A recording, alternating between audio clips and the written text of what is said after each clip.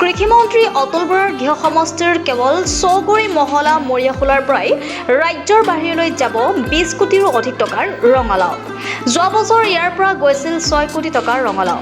এই বছৰ ১২ কোটি টকাৰ ৰঙালাও বাহিৰলৈ পঠোৱাৰ লক্ষ্য স্থিৰ কৰিছিল যদিও ২০ কোটিৰো অধিক টকাৰ ৰঙালাও যাব বাহিৰলৈ। পশ্চিমবংগ, উৰিষ্যাৰ উপৰিও নেপাললৈ গৈছে এই অঞ্চলৰ ৰঙালাও। ইতিমধ্যে অঞ্চলটোৰ পৰা ২৫-৩০ টন বোজাই কৰা কমেও ১০০ ট্ৰাক ৰঙালাও ওলাই গৈছে বাহিৰলৈ। যোৱা বছৰ ৬ টকাৰ পৰা ৭ টকা ৫০ পইচালৈকে প্ৰতি কেজিত দাম পাইছিল কৃষকে। আৰু সেইবাবে এইবাৰ সৰিয়হ খেতি বাদ দি হাজাৰোটি কৃষকে বহল ভিত্তিত কৰিছিল ৰঙালাও খেতি। এই বছৰ ১০০ ট্ৰাক ওলাই যোৱাৰ লগতে কমেও আৰু ২০০ ট্ৰাক ৰঙালাও যাব বাহিৰলৈ। পথাৰো আমাৰ, বজাৰো আমাৰ শ্লোগান অনুসৰি ইয়াৰ কৃষকে পথাৰ দখল ঠিকেই কৰিলে, কিন্তু বজাৰ দখলত ব্যৰ্থ হ'ল। স্বয়ং কৃষিমন্ত্ৰীৰ গৃহ সমষ্টিত এতিয়া ৰঙালাও খেতিয়কৰ হাহাকাৰ অৱস্থা। ৩ টকা ৩০ টকাৰ পৰা ৩ টকা ৩০ পইচাৰ পৰা ৪০ টকা ৫০ পইচা দৰত নামনি অসমৰ একাংশ ব্যৱসায়ীয়ে খেয়ালখুচিৰে দখল কৰিছে বজাৰ। নিৰ্ধাৰিত জোখতকৈ সৰু ৰঙালাও নিকিনে সেইসকল বেপাৰীয়ে, ফলত পথাৰতে অনিষ্ট হৈছে বহু ৰঙালাও। কৃষিমন্ত্ৰীগৰাকীয়ে অসম চৰকাৰৰ দ্বাৰা ৰঙালাও সমৰ্থনত মূল্য নিৰ্ধাৰণ কৰি দিয়া হ'লে নিশ্চিতভাৱে কৃষকে পালেহেঁতেন উচিত মূল্য। আৰু এতিয়া উচিত মূল্যৰ বাবে নহয়, অধিক উৎপাদনৰ বাবেহে পূৰ্বৰ অভিলেখ ভংগ কৰি ইয়াৰ পৰা যাব ২০ কোটি টকাৰ ৰঙালাও। বোকাখাতৰ পৰা বুবুল দত্তৰ ৰিপৰ্টাৰ লাইভ অসম। বহুত অসুবিধা।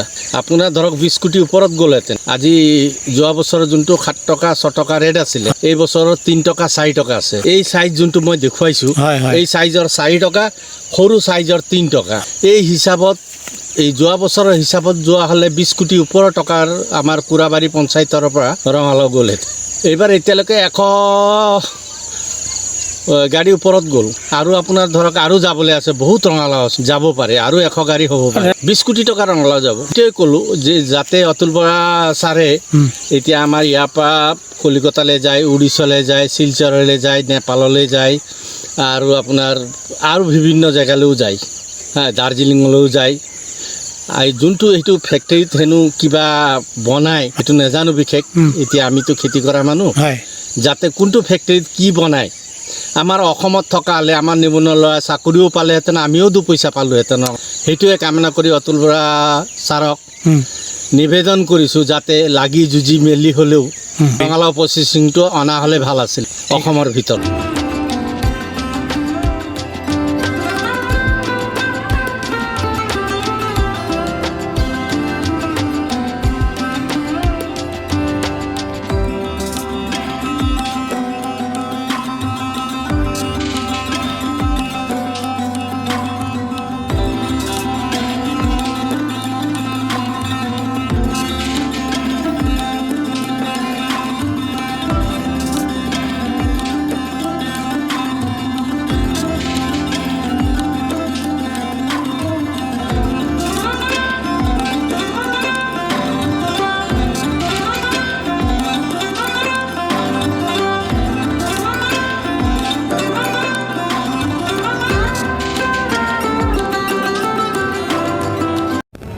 Reporter live Assam.